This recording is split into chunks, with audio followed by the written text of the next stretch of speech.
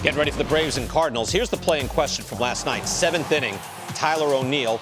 Looks like he's running around third, kicks it into another gear, and then he's thrown out at the plate. Was called out by his manager. First, here's O'Neill last night. We got a lot of guys playing really hard. That's not our style of play as far as the effort rounding the bag there. It's unacceptable. Bottom line is that's not his judgment. That's why we have a coach standing over there. Your effort's 100% until you're told not to. That's an effort thing. It's not if you don't go out there and work on running hard, we'll address it. Yeah, it's been addressed already. Yeah.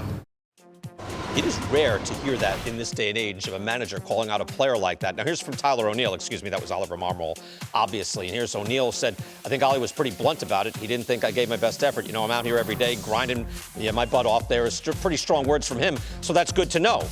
He took it pretty well. Here's Marmol today, not putting O'Neill in the lineup today. There's a standard, and it's here, and he raised his hand high. You meet it, you play. You don't meet it, you don't play. Bo Porter, you've managed in the majors. How about this?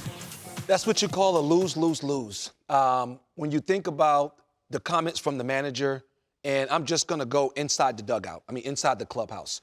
One, you would hope that your players take care of that incident and it never even make it to the manager. The fact that it made it to the manager could have handled this a whole lot better. Meaning, call the player in, talk to the player one-on-one, but once you go publicly and open like this, you now not only have a problem with that player, you now open this up to where now your entire team have to deal with this problem. But isn't that part of dealing with it, is that you make an example of the guy? Like, you don't want to embarrass a guy, but you're also sending a message to the whole club that, no, this guy didn't perform up to the standards. He's not going to play today. You can get your point across without making it as public as the manager just made it. You can get your point across by calling the player in, having that one-on-one conversation. Everyone else will know why you called this player in. Mm-hmm. But what the manager has now done, he's placed a target on the entire team. Now, what happens if the next guy don't give you the effort that you're looking for, or the next guy don't give you the effort that you're looking for? What are you going to do, just start to sit everybody? Yeah, I guess so. What's your take? I kind of disagree with you. I know what you're saying, but I know Brian Snicker did this to Ronald Acuna a few years back, and everyone's like, oh, how could you possibly do that? What, we can't take a bit of criticism now and then? I think you can't do it publicly. Okay, I hear you. Where are you? I think the media, once it goes to the media, they can jump in a lot of different directions that then now can become a distraction for the team. If I'm managing the team, I think Marmol's, one of his comments was, that's why you have a coach, don't assume. So the reason why he wasn't running fast, he did not think he was going to be sent home. It's not his job to think or not think. That's the third base coach's job. So it kind of caught him off guard. Tyler O'Neill's in the 97th percentile in sprint speed. So he's a guy who is known to run very fast. Was he running as fast as he could? Probably not. If I'm the manager, though, I bring him into my office and I say, look, it is not your job to assume whether you're going home or not, but I need a little bit of effort. Okay, and then the next also day, not totally dogging it here. Just to I agree. To be I don't think it was right. an egregious move to call it out in the media. Now, we're not in the clubhouse every day. Is this the first time that has happened? Maybe, maybe not. But I do agree with Marmol with this. I don't play him the next day. But when the media asked me, was it a result of him running? I said, we have a plethora of outfielders. I'm trying to get everyone playing time. Right. Everyone in my clubhouse knows the message I'm sending, and I don't really care about the other reporters. I need the 26 guys to know that I'm on page with it. I expect a certain standard, but I'm not going to throw it out publicly. Okay, they were both right and they were both wrong. So O'Neill has a lot of leg injuries, missed a lot of time last year. It was a wet field. He made an assumption that was his mistake. He turned up the jets, which was a bad look, because once you turn up the jets when you see the balls coming, it means you weren't running the fastest to get in there. Yeah.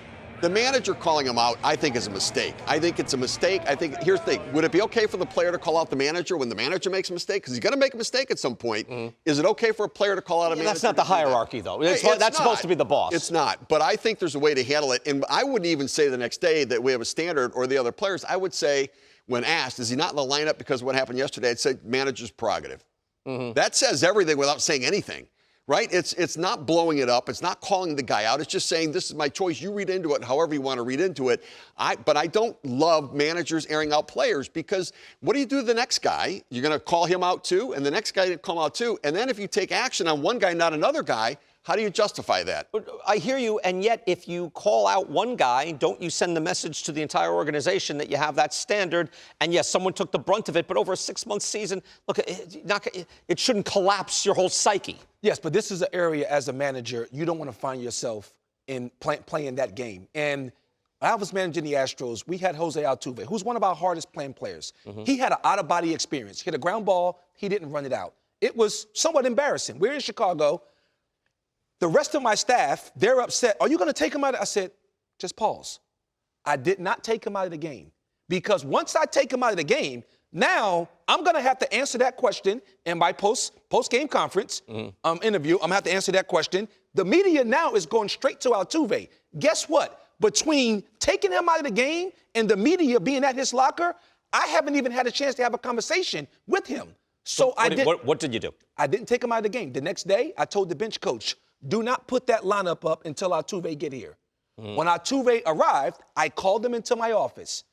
I gave him my thoughts of what happened last night, the standard that we're setting here. I actually said to him that he wasn't going to play.